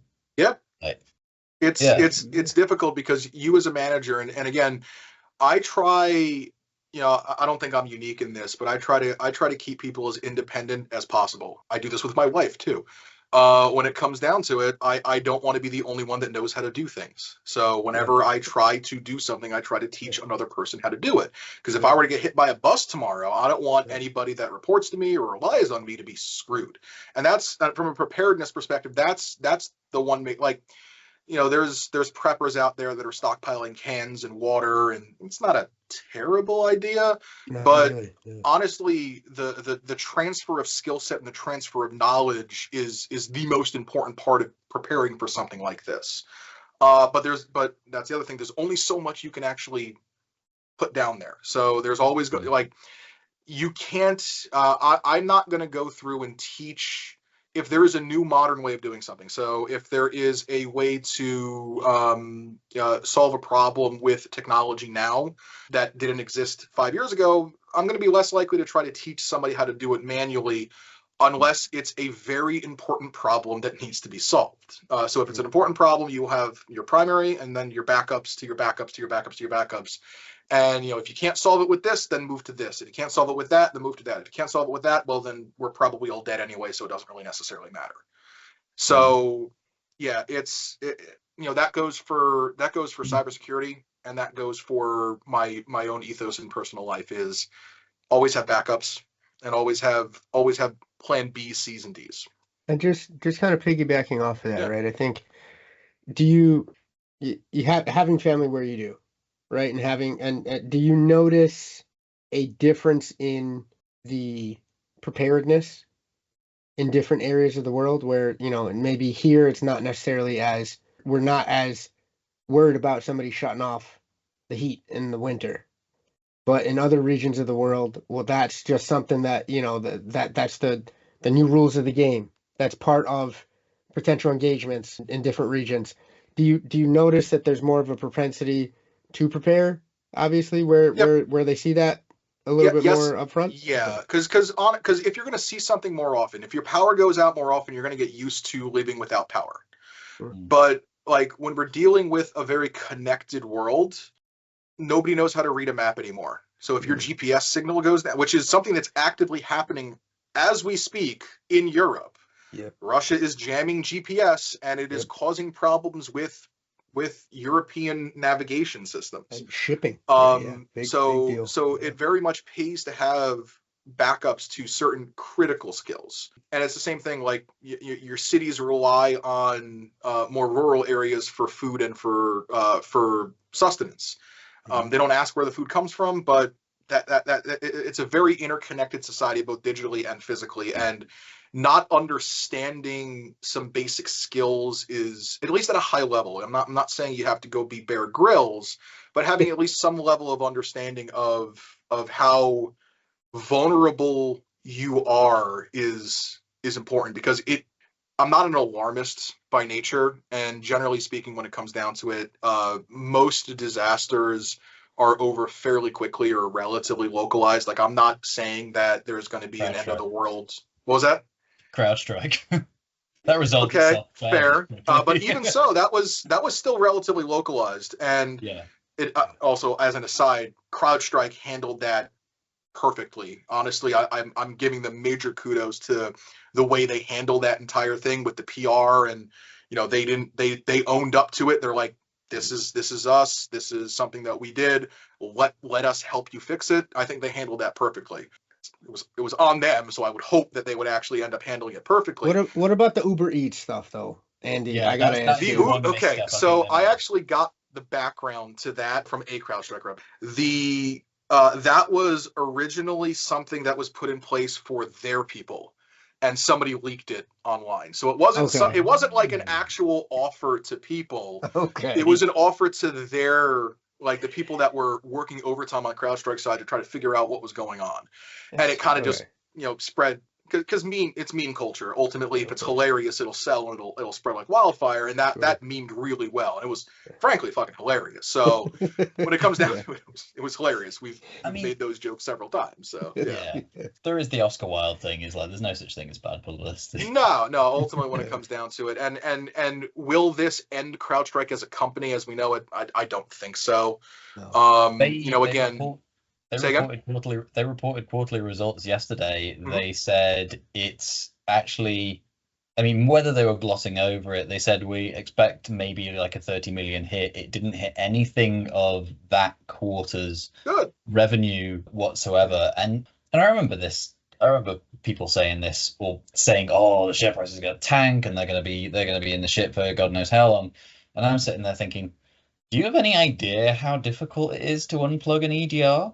It's a nightmare.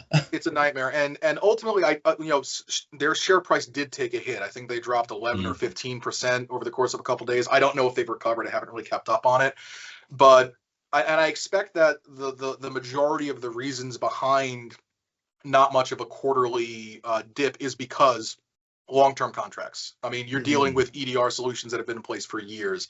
Somebody's not going to tear that out overnight. So what I'd be really curious about is what their quarterly growth looks like this time next year. And see if they kept take a look to see what that looks like, and what the earnings report looks like, how many contracts didn't get renewed or got canceled because of this. I don't think it's a killer blow. Honestly, again, I'm really impressed with how they handled this situation. I think they handled it extremely well. They were very upfront, very willing to help people. They were putting out reports to help people identify broken hosts. They were keeping people updated. They released an after-action report relatively quickly. I really have to give them, all things considered, given the situation they were in, they handled that extremely well. Didn't they also have the actual fix for the error, because it was just one corrupt file within the 30 minutes, update, wasn't it? It was between I sort of remembered between like 10 and 20 minutes or something like that. They had the error pushed, the error fixed within 30 minutes.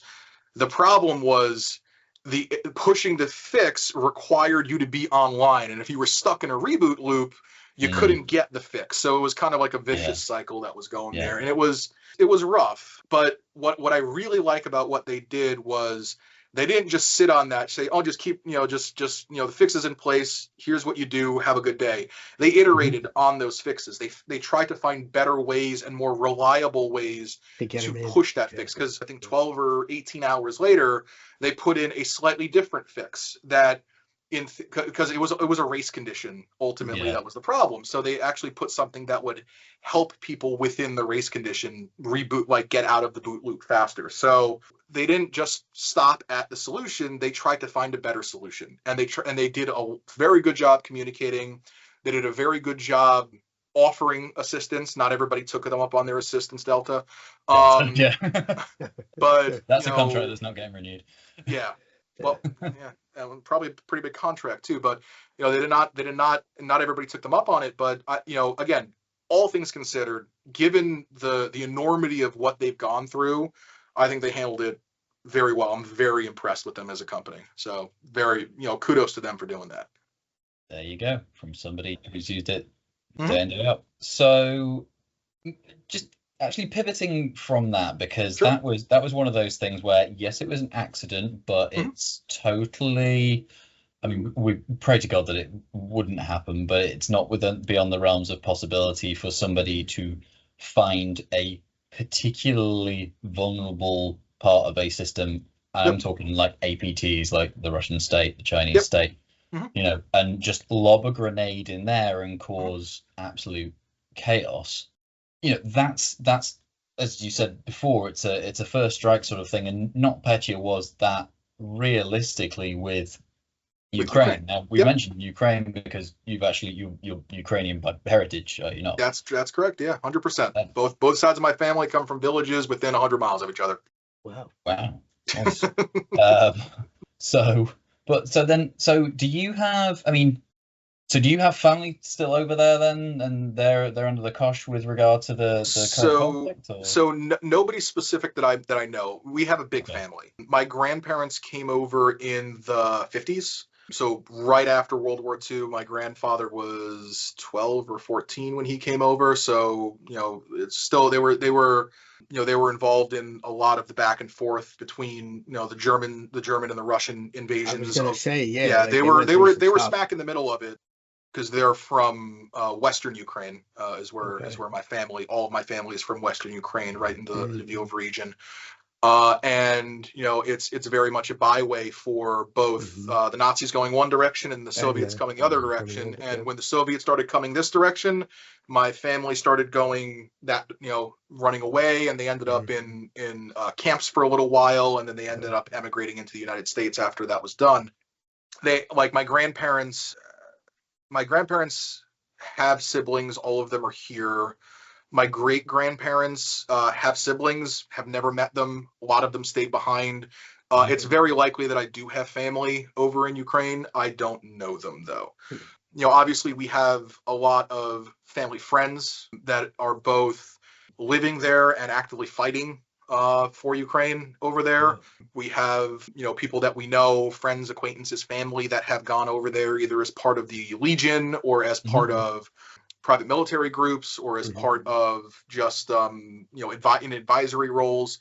So we have some people that are over there. I haven't lost anybody as of yet, but it's pretty hellish over there. So yeah. Well, I'm hoping for a swift end to it, but so it hasn't been swift, but it's been a lot longer than the 3 days. Well, it's been a lot longer than it's a lot longer than 3 days to Kyiv. So I'm very, very impressed with that. They're putting up a hell of a fight, and I'm very proud of them. Yeah, the counterinsurgency too. Like I've been watching that on my Reddit boards is my source, right? I'm on non-credible defense a lot, just because non-credible defense is one of my favorite boards. The memery is unparalleled there. It's awesome. It really is great. But from what you've seen, right? You're close to it.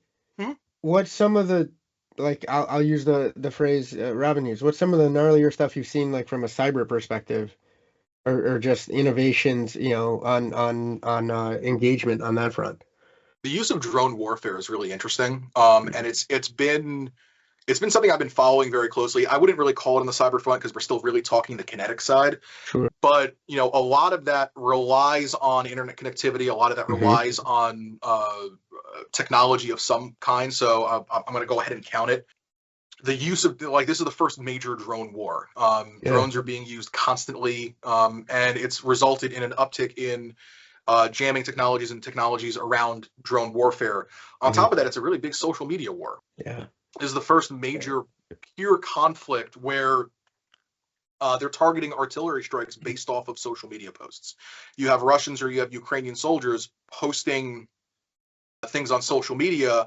I think there was an instance last year where there was or earlier this year, my sense of time is gone, where there was a graduation ceremony, I believe it was, or an officer or an officer promotion ceremony where there was a large number of Russian troops in attendance, and somebody had posted it on social media, and Ukraine managed to strike it with artillery and killed a large number of people. So operational security in the era of social media and the internet is becoming very important, because it's really not hard to, even without geolocation, because this was a problem back in OIF and a few of the other, the wars on terrorism, where you would have Facebook automatically geotagging posts. And if somebody posted something, it would geotag exactly where they were. And people were tracking units of the United States Army based off of their Tinder profiles, as an example. That's kind of gone the wayside, but you can use technologies to and open source intelligence to geolocate posts very frequently. The Oryx blog actually does this for military equipment losses, where they will take pictures from social media of destroyed Russian, Ukrainian tanks, drones, vehicles, airplanes, and based off of the imagery in the area, locate it to a specific point and validate the loss. So there's a lot of work that can be done around that open source intelligence, and that is terrifying. And it may not be something that is relatively well known, but it's definitely something that's being used actively, and it is definitely costing lives on both sides.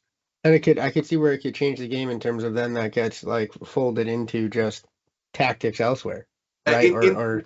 When it comes down to it, intelligence is what wins wars, and wherever you can get intelligence from, whether that be from reconnaissance troops on the ground, whether it be from satellites or from spy planes or drones, or from somebody posting social media posts, and the Russians are very good at doing that. They're very good at soliciting and scouring social media and gathering that kind of information. Yeah, well, one of the things that Vladdy Boy's been saying with regards to the counteroffensive from the Ukrainians is get off your dating apps and turn off the CCTV, because that's being a source of intel for the Ukrainians. Absolutely. And do I think the United States has anything to do with it? Was the question you didn't ask? Yeah, they probably do, but they're not going to admit it. But Russia has a very, very, very, very strong and prolific cyber apparatus, both from a state-sponsored side and from a state-sponsored criminal organization side. So they can hit it from a number of different places. It's one area where they very much so excel, especially over Ukraine, which doesn't really have that kind of apparatus in place. I can see I can kind of predict that within the next 5 or so years, there likely will be some level of major cyber warfare attack on the West. I'm kind of waiting for it at this point, because I think it's inevitable at this point. You have the benefits of deniability in a lot of ways. You don't know necessarily. You can't necessarily prove that Russia did it, but you kind of have the assumptions. You don't know whether it was the Kremlin. You don't know whether it was Pyongyang, Beijing, Tehran. So you have the benefit of deniability, but you have the potential for large scale impact. And even if it's not a direct cyber attack, we could be dealing with physical attacks. I know there are there's some chatter that I've seen relatively, I think literally today, where there has been exercises around what would happen and contingency plans for what would happen if the undersea communication cables between us, the EU and the United States were cut. This is something that Russia has done, not the communication cables specifically, but they've bumped pipelines. Correct. So they've demonstrated the capability to do something like that, and I think it's a very real possibility that something like that could potentially happen. So And then it goes back to that doesn't just affect the military. It doesn't just affect, it affects every industry across the board. Life. Yep. In the region. Yeah. Yep. There's two bits here actually. There's kind of related questions that I want to ask there, is because you mentioned the social media war, kind of as it were, and how powerful that is, because morale and hearts and minds and all of that sort of stuff. How much do you think people are kind of sleeping on how much Russian influence there potentially is on social media platforms? Like people who look just like that they could be completely legit, but in actual fact it's sort of Russian comment or troll farms, or not even Russian specifically, just other nation state kind of troll farms behind it, just seeking to sow discord and get everybody sort of at each other. So I think whether or not people are sleeping on it's not really the question. I think the question is whether people can get out of their own echo chambers long enough to realize that the source of the echoes in their chamber is coming from somebody specifically looking to incite and rile you up. Objectivity is a very difficult thing nowadays, and keeping objective with, especially when it comes to algorithms pushing specific content. Because obviously, remember, you're dealing with organizations and corporations that are designed around getting the maximum amount of ad revenue from a specific person, squeezing the maximum amount of ad revenue out of a specific person. They're going to tell you, and they're going to try to get you to engage with stuff that they know you're going to keep watching. So that is absolutely something that can and is being manipulated by all nation states. I'm not saying this is just the U.S. is absolutely doing this in a lot of ways too, but it is that information war and pushing those kinds of specific topics to individuals is absolutely something that people need to be on the lookout for. Objectivity is key. Don't get your news sources from, and my parents have this problem all the time, is they go to one news source. Yep. That's it. Yep. And I'm not saying I don't have my own biases. I always, every human being by their very nature have their own biases, but at the very least do some opposition research. Yeah. Go if you're going to get news from one source, get news from two sources and average them out and meet somewhere in the middle. My favorite one recently has been, because there's a lot of, with the election coming up and whatnot, there is an awful lot of, oh, this is so biased in one direction or another. It's like, well, yeah, news outlets are allowed to be biased. There's nothing to say that they have to be absolutely straight down the middle, impartial, unless they're like NPR, and even then they don't quite manage it. The funny one I always see in the UK is like I have half the number of people back home say, oh, the BBC is lefty woke trash, and the other half of it saying it's right-wing bootlicking garbage. And I go, if you are saying that in equal number, then it must actually be pretty centrist. Yeah, and ultimately what it comes down to is your what you're taking out of it is based off of your own biases. Yeah, it's your own position. Yeah, it's your own. And that's why when it comes down to it, it's very much a case where don't get your news from one source. And listen, I'm guilty of this too. I spend way too much time on TikTok. And yes, I'm a cybersecurity person who uses TikTok. That's a hot take right there. It is a hot take. It's addicting. The doom rectangle has its hold on me. It's built to be, though. It is. It is absolutely built to be. I would say that the majority of what I have on TikTok is cooking and home improvement related. So nice. Okay, I'm fine with that. But when it comes down to it, it's dangerous, and it is something that I would urge people to make sure that when you think about something, when you see a point or when you come to a conclusion, don't snap to that decision. Critically think about it. Chances are the person that you are voting against isn't the literal spawn of Satan and doesn't actually bathe in infant blood. Yes, it's hyperbolic, but I guarantee you there are people out there that believe that, and their echo chambers believe that, and that the belief is continuing to spread and continuing to boil, and it'll get to the point where you're talking to somebody who is irrational and won't actually think of anything else because this is all they've heard. So before you get to that point, just try to think through it. I mean, and remain objective. And that's what always, because marrying into the family I married into, right? It was a different side of the coin. Yeah. But and then sometimes some of my old friends would ask me like, "Hey, how do you talk to those people?" I'm like, the same way I'm talking to you.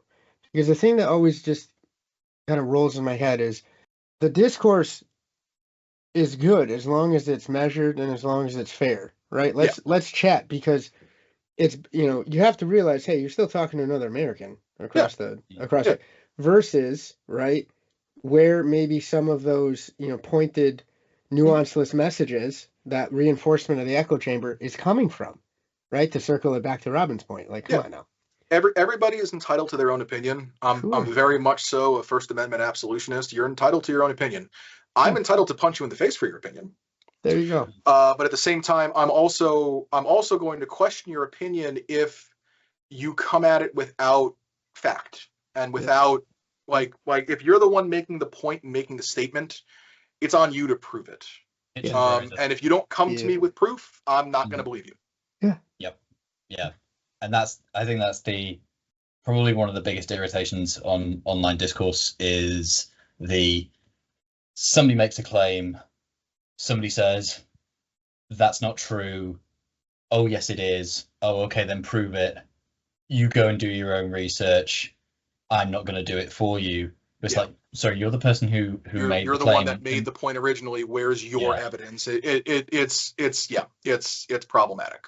Yeah, and I always end up seeing that, or I always end up thinking that do your own research for so many people somewhat reductively ends up getting translated into just succumb to your own confirmation biases, because that's what people do. They just look for things that will round out their own worldview that they already have anyway. Oh, absolutely. Final one. Let's go controversial bit of a bombshell, because we already talked about TikTok. Sure. TikTok being owned by ByteDance and ByteDance's supposed connections to Beijing. Problem or not? I thought it was Taiwanese. It's the CEO is Taiwanese, isn't he? TikTok's based and registered in Singapore. Singapore, that's it. And he's Singaporean, but then ByteDance has the controlling stake in TikTok, and ByteDance are the guys who own Douyin, which is the Chinese version of TikTok, which is a very different tone to TikTok.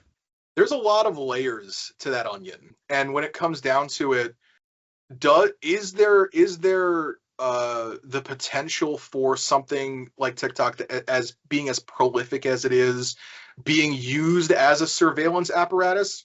Yeah. Would it be dangerous if it was used as a surveillance apparatus? Absolutely. It would be potentially devastating.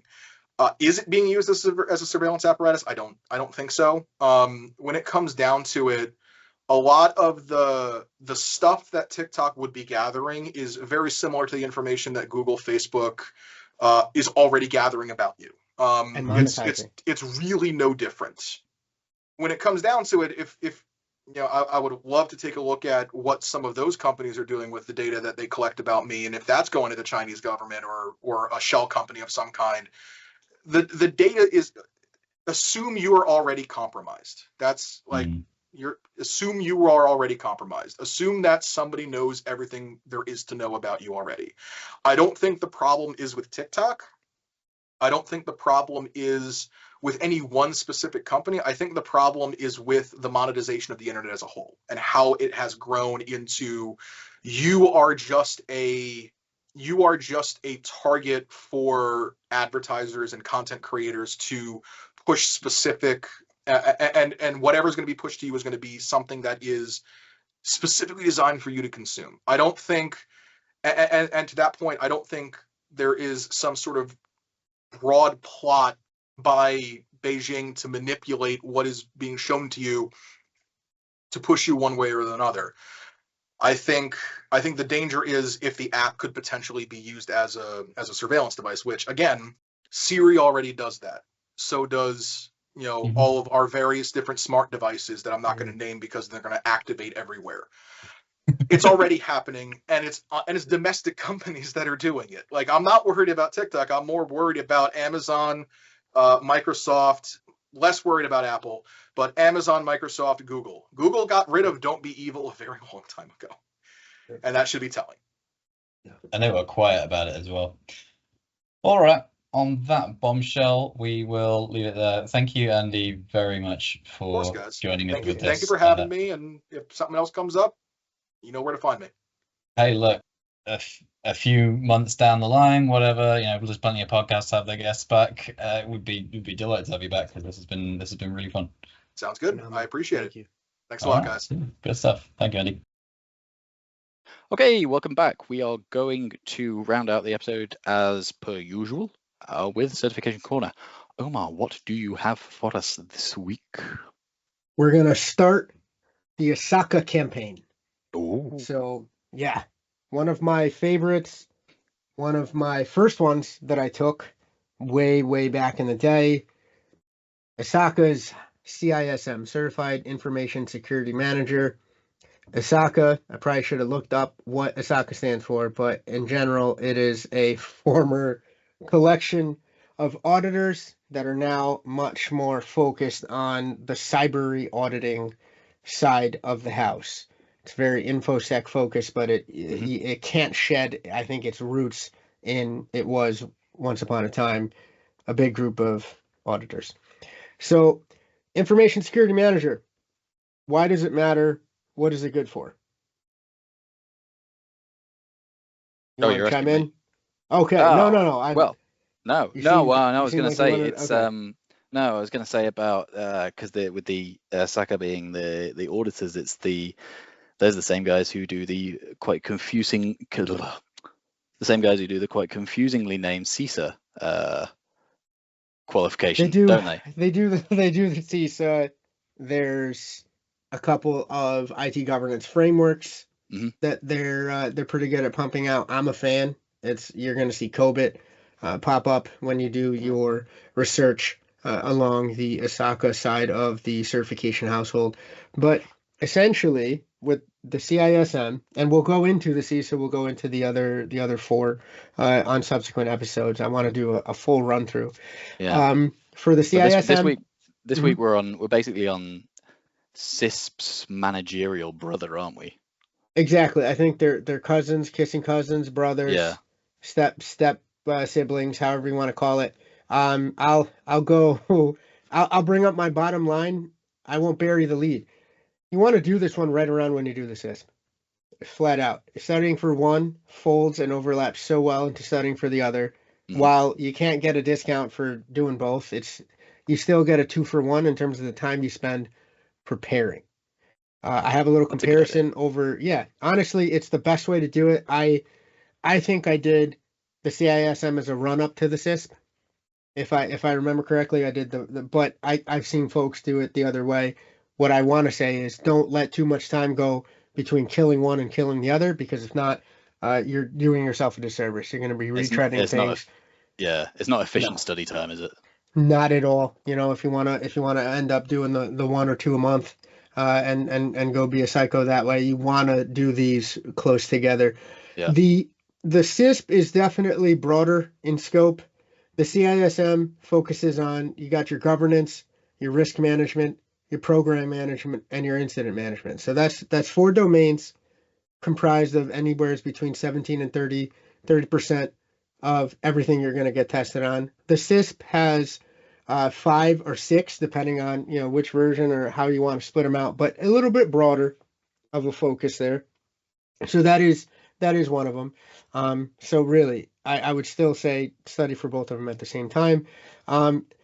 My personal take, and I'm not, unless Osaka wants to throw us an affiliate link here or there, I don't think you need to do the proprietary preparation for it. Remember, for the CompTIA, I said the Cert Master was amazing, but it was pricey. It's the same thing. I haven't even taken the proprietary stuff. I never, I got by on just buying, the official books. I would absolutely do the official books and the official practice test collection. So you're buying 2 books, but outside of that, you buy 2 books per each of Osaka's. You're right as rain.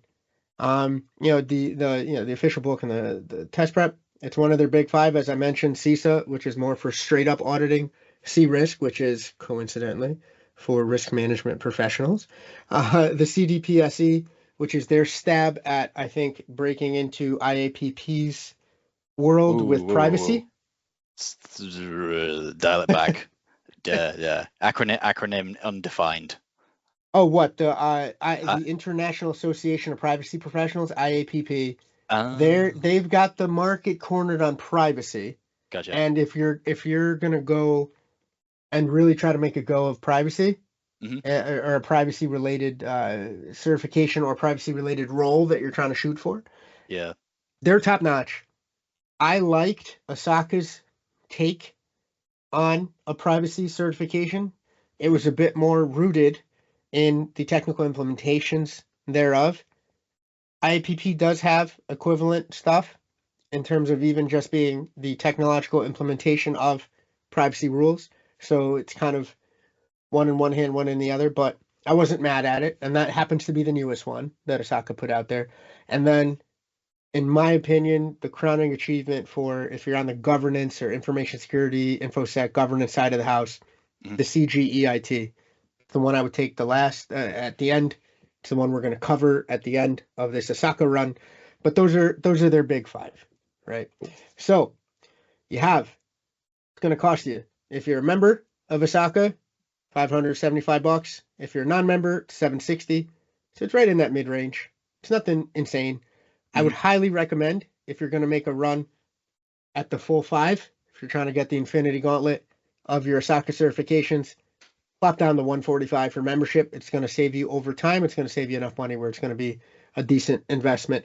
And it's, I have to say, for a certifying body, the events and the continuing ed stuff that they put forward, it's actually pretty decent.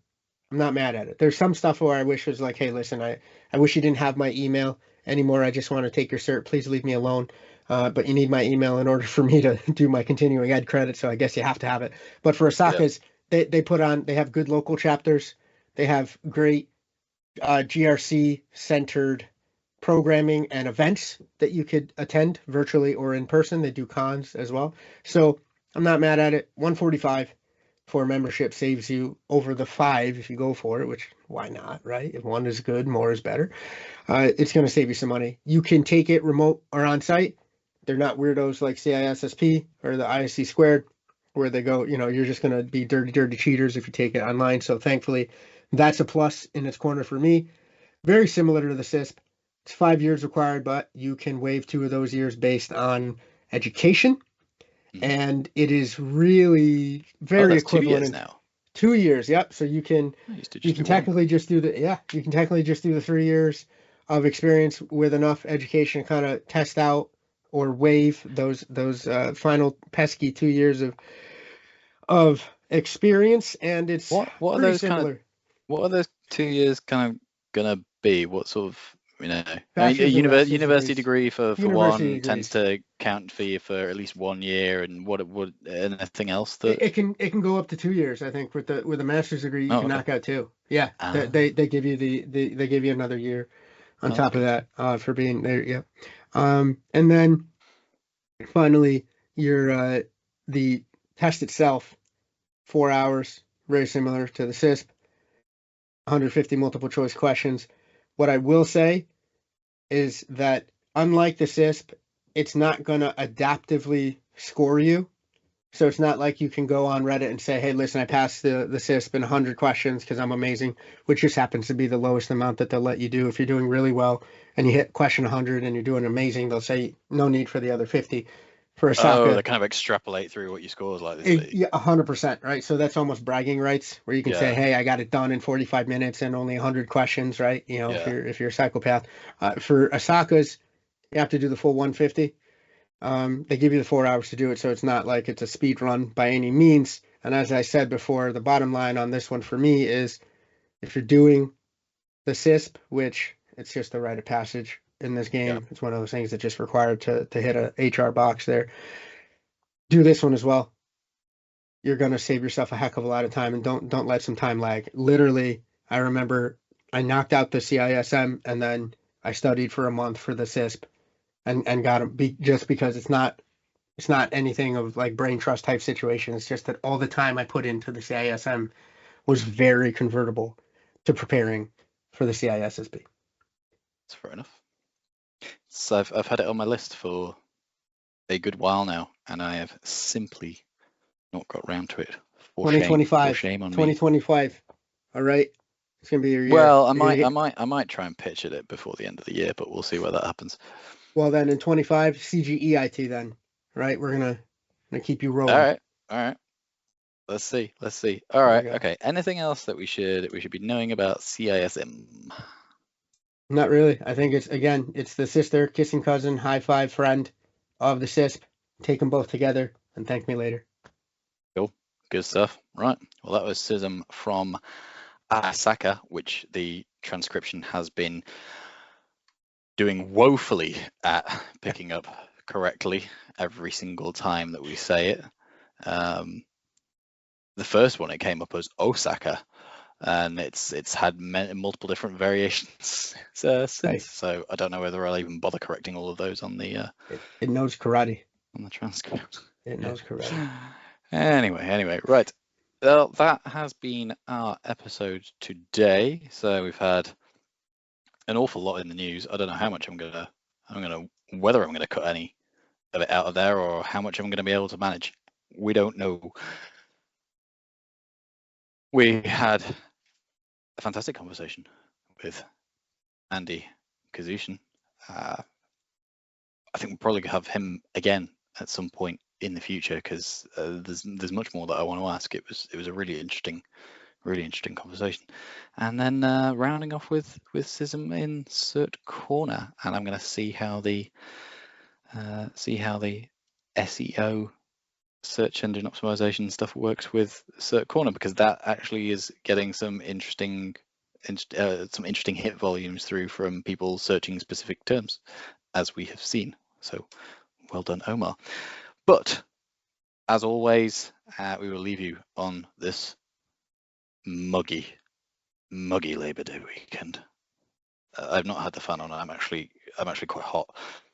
We'll leave you on this muggy Labor Day weekend and enjoy your time after listening to this. I never really know how to end these. Have a blast. We'll come back. Yes, that's it. And actually, rounding off, hit that subscribe button, whether you're on YouTube or Spotify or wherever, and we will see you again in episode 11, which again, I cannot remember what we've actually got slated for that, but it's going to be something interesting. Spinal Tap episode. Have a good one. Bye bye. It's just processed. Bye bye.